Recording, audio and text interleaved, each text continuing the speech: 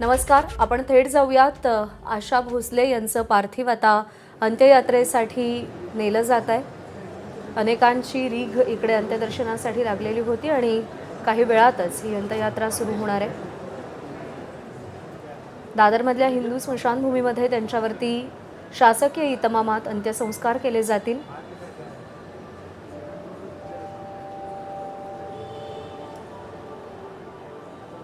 गेली 6 दशकं मनामनांवरती अधिराज्य करणारा आशाताईंचा चिरतरुण आवाज आज शांत झालाय, आज पंचत्वात विलीन होतोय.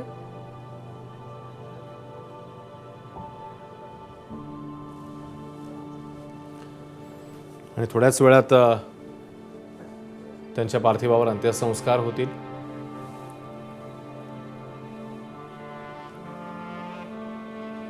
आशाताईंच्या भगिनी मीनाताई खडीकर आणि त्यासोबतच कुटुंबीय इकडे आता आहेत. त्यासोबतच कला क्षेत्रातली विविध मंडळी आहेत, राजकीय नेते मंडळी आहेत.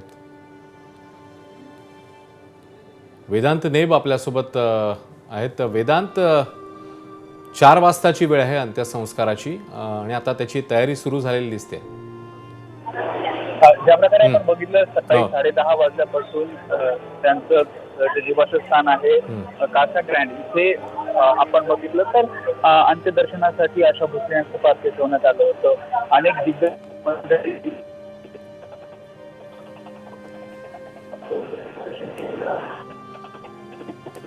वेदांत, माझा आवाज पोहोचतोय तुझ्यापर्यंत?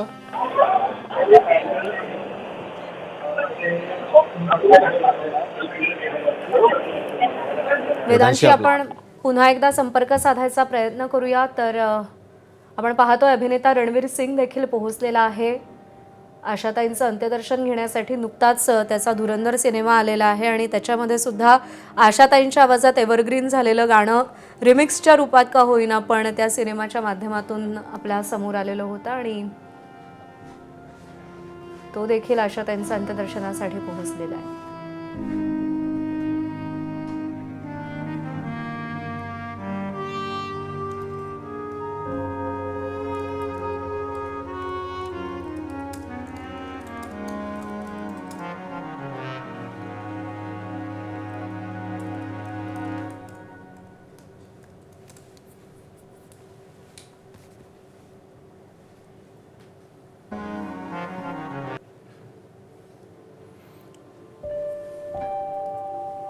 दुपारी 4ची वेळ आणि त्याआधी रणवीर सिंग आता इकडे पोहोचला आशाताईंच्या पार्थिवाचं अंत्यदर्शन घेण्यासाठी.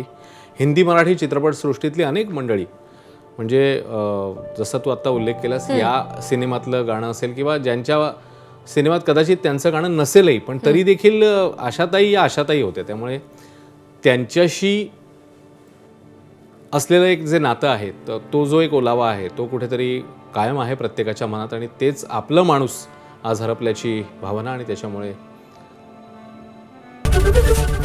एबीपी माझा, उघडा डोळे बघा नीट.